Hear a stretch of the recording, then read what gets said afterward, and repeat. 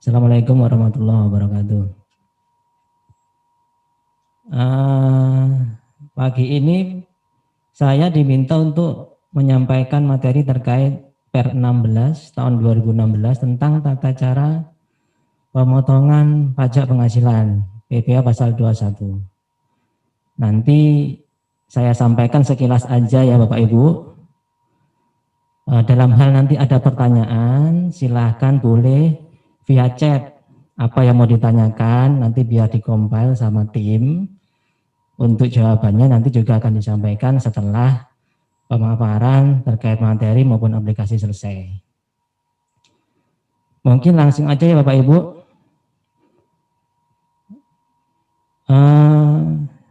Ini saya sampaikan beberapa kewajiban perpajakan terkait dengan bendahara.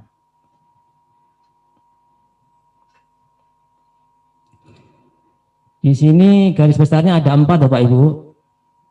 Yang pertama yaitu pendaftaran dan update data terkait dengan NPWP. Sudah pasti ini Bapak Ibu sudah punya NPWP terkait dengan bendahara. Nanti dalam hal ternyata pemangku jabatan bendaharanya berubah atau ganti dengan yang lain, mohon untuk diupdate datanya, namanya, nomor teleponnya, sehingga nanti mudah untuk dihubungi apabila dalam hal kita mau menyampaikan sosialisasi, ada kontak yang bisa kita hubungi. Terus terkait dengan kewajiban yang kedua yaitu kewajiban pemotongan dan pemungutan pajak.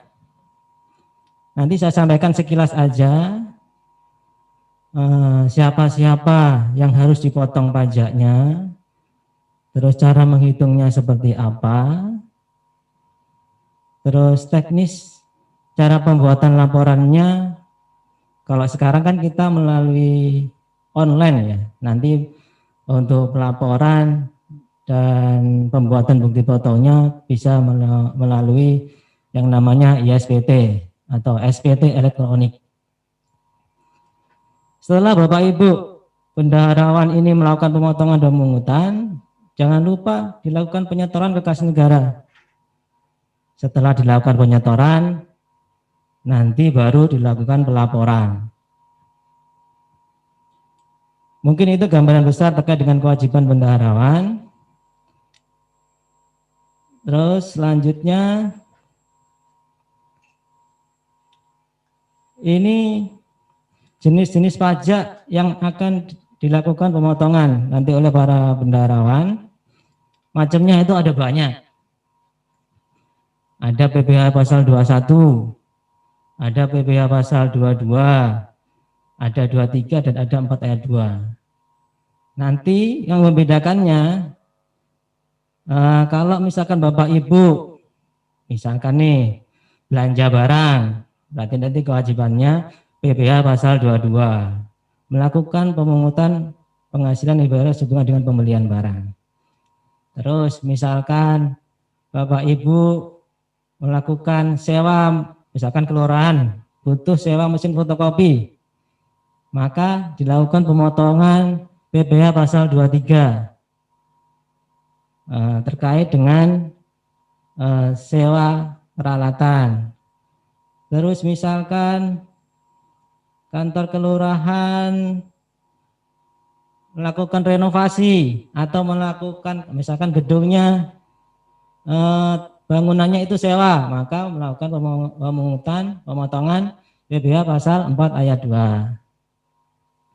Khusus untuk edisi kali ini kita akan fokus ke PPh pasal 21, yaitu pemotongan atas penghasilan yang dibayarkan kepada orang pribadi sehubungan dengan pekerjaannya, jabatan, jasa yang diberikan atau keikutsertaan dalam suatu kegiatan. Nanti kita fokus ke PPh pasal 21 aja ya Bapak Ibu.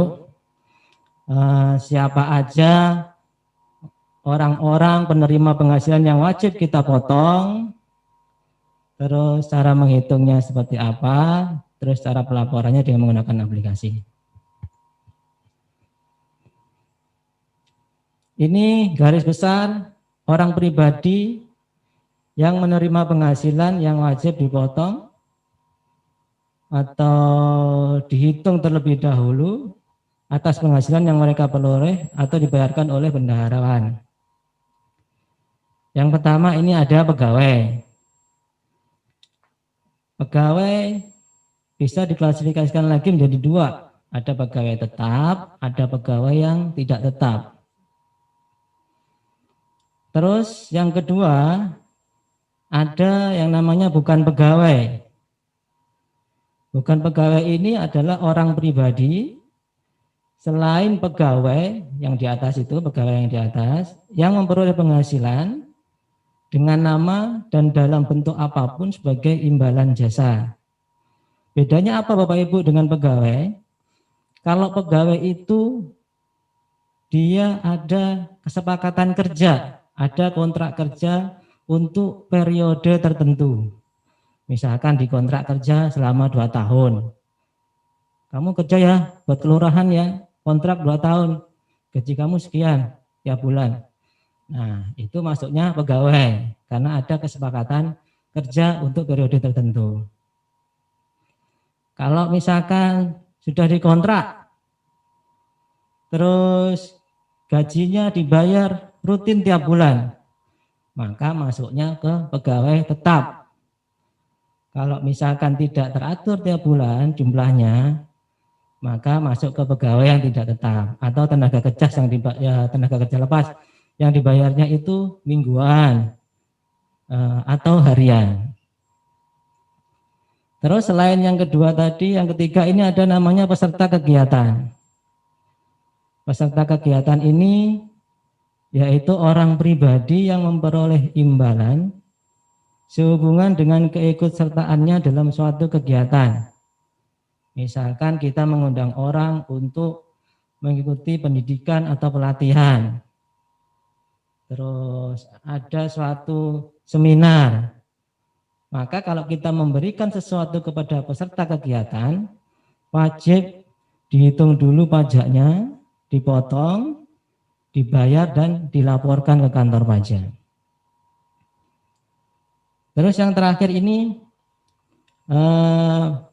ada penerima uang pesangon, ada pensiunan, uang wafat pensiun, tunjangan hari tua, jaminan hari tua, termasuk ahli warisnya.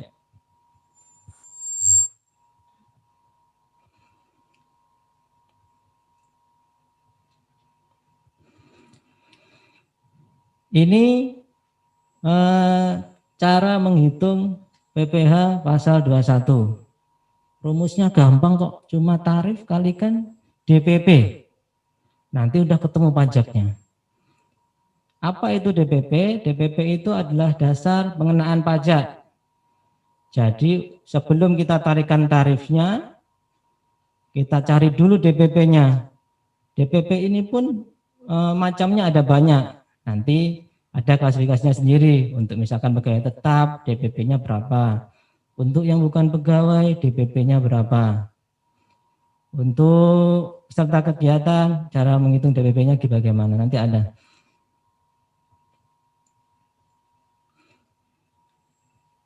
Ini tarif pajak berdasarkan Undang-Undang Pajak Penghasilan, pasal 17. Untuk tarif pajak sendiri, orang pribadi ini ada lapisan-lapisannya. Semakin besar uang yang kita bayarkan, maka tarifnya juga akan semakin besar. Di sini ada 5%, 15%, ada 25%, ada 30%. Kalau penghasilan yang kita bayarkan misalkan cuma 30 juta, berarti kan dia masuk ke lapisan pertama Bapak Ibu. Tidak sampai penghasilan yang diberikan sampai dengan 50 juta, maka tarif yang kita kenakan 5%. Misalkan yang kita bayarkan 250 juta misalkan, maka pajak yang dikenakan tarifnya 2 tarif sekaligus. Untuk yang 50 juta kita kenakan 5%. Sisanya Yang 50 juta sampai dengan 250 kita kenakan tarifnya 15%. Begitu juga nanti kalau misalkan di atas 500 juta, maka semua lapisan tarif ini akan dikenakan. Terus sebagai catatan, nanti dalam hal pajak yang kita potong, ternyata orangnya tidak punya NPWP, maka tarif yang dikenakan 20% lebih tinggi. Kalau misalkan tarif terendahnya 5%, kalau dia tidak punya NPWP, maka tarifnya 120% kali 5%, jadinya 6% tarif yang dikenakan kepada orang pribadi apabila ternyata dia tidak mampu menunjukkan NPWP.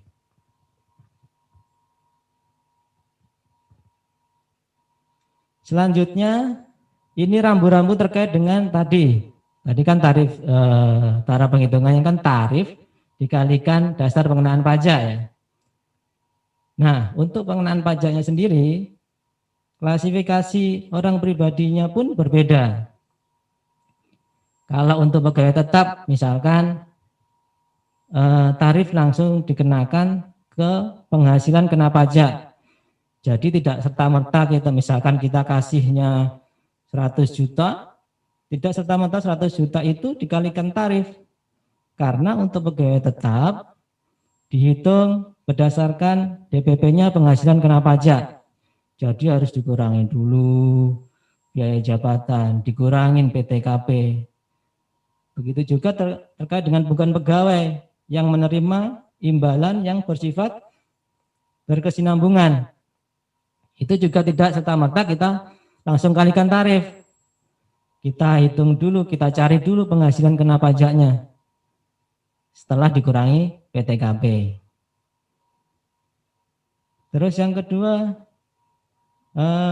itu ada pegawai tidak tetap yang menerima upah harian. Itu juga dasar pengenaan pajaknya berbeda. Di situ di Per 16 tahun 2016 disebutkan dasar pengenaan pajaknya untuk pegawai tidak tetap yang menerima upah harian mingguan dan upah satuan borongan sebesar jumlah penghasilan yang melebihi 450.000 dalam sehari. Terus ada juga DPP terkait dengan bukan pegawai yang menerima imbalan yang tidak bersifat berkesinambungan. Ini juga DPP-nya berbeda sebesar 50% kali penghasilan bruto. Jadi kalau ada kita bayar duit ke bukan pegawai yang sifatnya tidak berkesinambungan. Jadi sekali dalam setahun itu dibagi dua dulu, separohnya baru dikalikan tarif. Selain dari yang 3 di atas, maka langsung dikenakan atas penghasilan bruto. Duit yang kita bayarkan langsung dikalikan tarif, itu langsung ketemu pajak yang harus dipotong. Nah, terkait dengan PTKP yang tadi dibicarakan, untuk yang terbaru, ini PTKP-nya, penghasilan yang tidak dikenakan pajak. Untuk misalkan kalau wajib pajaknya itu masih single atau belum kawin, nggak punya tanggungan, maka statusnya tidak kawin garis miring 0. Ini untuk setahunnya PTKP-nya 54 juta. Kalau kita bayar ke orang pribadi dalam 1 tahun tidak mencapai 54 juta, berarti dia masih di bawah PTKP. Atau kalau per bulannya ini kalau misalkan dibayar per bulan, PTKP bulannya itu 4.500.000. Itu nanti kalau buat rambu-rambunya kalau mau lihat PTKP-nya silahkan nanti lihat tabel-tabel ini. Ini langsung ke contoh kasusnya aja ya. Nanti ini yang sederhana aja, yang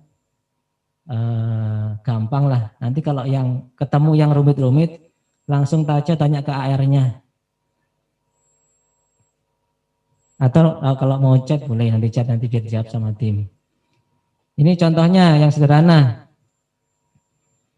WHY bekerja sebagai pegawai kontrak pada kantor kelurahan XYZ dengan memperoleh gaji sebulannya 5 juta. Status belum menikah tanpa tanggungan keluarga. Bagaimana cara penghitungan pajaknya? Jadi gaji sebulan 5 juta.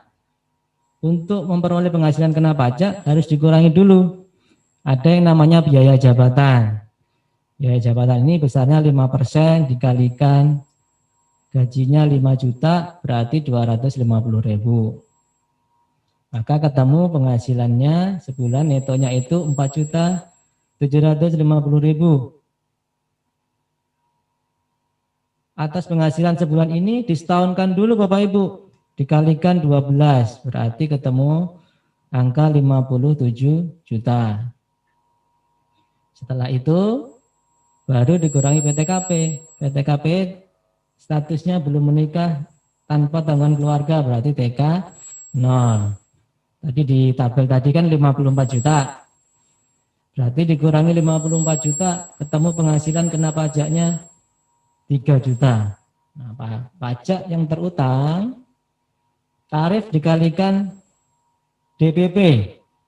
DPP untuk pegawai tetap tadi kan atas penghasilan kena pajak, tarif kalikan penghasilan kena pajak. Karena di sini penghasilannya tidak sampai 50 juta, maka tarifnya 5%. Terus langsung dikalikan penghasilan kena pajak, DPP-nya 3 juta. Jadi PPH terutang untuk 1 tahunnya 150 juta. Terus kalau misalkan ternyata Bapak WHY ini tidak memiliki NPWP, maka dikenakan tarif 20% lebih tinggi. 120% dikalikan 5% dikalikan 3 juta, maka pajak yang harus dipotong sebesar 180 juta. Nah, ini contoh kasus lainnya. Ini terkait dengan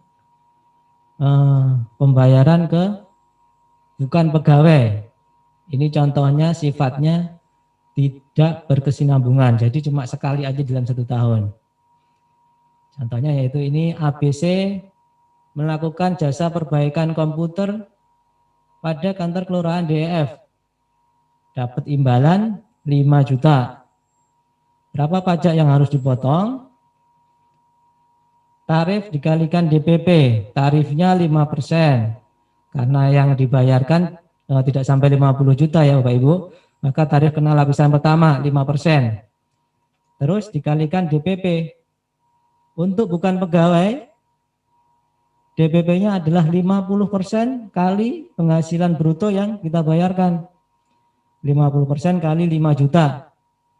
Maka PP yang dipotong sebesar 125.000. Jangan lupa dalam hal ternyata tidak memiliki NPWP, maka dikenakan tarif 20% lebih tinggi. 120% kali 5% dikalikan DPP-nya, maka pajak yang harus dipotong menjadi lebih besar, menjadi 150.000. Setelah nanti Bapak Ibu menghitung, udah ketemu angkanya, ada pajak yang harus dipotong, maka nanti hasil perhitungannya dimasukkan ke yang namanya bukti potong. Bukti potong ini bukti bahwa pajak si penerima penghasilan itu sudah dipotong. Nanti ini sebagai pelaporan orang pribadi, juga kewajiban Bapak Ibu untuk melaporkan di SPT. Nah, kalau yang sebelah kiri ini dipotong untuk yang pegawai tetap 1 tahun. Nah, kalau yang contoh yang sebelah kanan ini untuk bukti potong untuk bukan pegawai yang misalkan dibayarnya cuma 1 kali dalam setahun atau 2 kali. Setelah nanti Bapak Ibu buat bukti potong, selanjutnya jangan lupa untuk melaporkannya di SPT ke kantor pajak. Sebelum dilapor, jangan lupa dilakukan pembayaran terlebih dulu ya, Bapak Ibu. Untuk batas waktu pembayarannya, untuk setiap bulannya itu tanggal 10 di bulan berikutnya. Misalkan kalau pembayarannya dilakukan di bulan Januari, maka paling lambat harus dibayarkan pajaknya di bulan berikutnya itu sebelum tanggal atau paling lambat tanggal 10. Tapi tipsnya kalau buat Bapak Ibu supaya tidak lupa, kalau misalkan ada pembayaran yang harus dipotong pajaknya, sebisa mungkin segera dibayarkan, jangan menunggu sampai batas waktu pembayaran. Begitu juga dengan pelaporan. Pelaporan ada batas waktunya, yaitu paling lama tanggal 20 bulan berikutnya. Tapi sebisa mungkin jauh-jauh hari sebelum tanggal 20 itu sudah dilaporkan. Supaya nanti kalau misalkan ada hal-hal yang mungkin mengganggu pelaporan, misalkan servernya di kantor pajak sistemnya lagi error, masih ada tenggang waktu untuk membuat pelaporannya. Untuk pelaporan PBH 21 itu sendiri, itu tidak wajib tiap bulan dilaporkan. Dalam hal tidak ada pajak yang dipotong, tidak perlu lapor, nggak apa-apa. Tetapi khusus untuk bulan Desember, ini walaupun nihil, wajib untuk dilaporkan. Terus terkait dengan pelaporan nanti kita akan belajar dengan membuat SPT secara elektronik. Bapak Ibu nanti akan diminta untuk install aplikasi ISPT, input data-datanya, nanti cetak dan submitnya melalui online. Di sini ketentuannya kalau untuk wajib lapor ISPT untuk pemotongannya di atas 20 orang dan dokumen yang dilaporkan bukti potongnya juga di atas 20. Nah, terakhir terima kasih.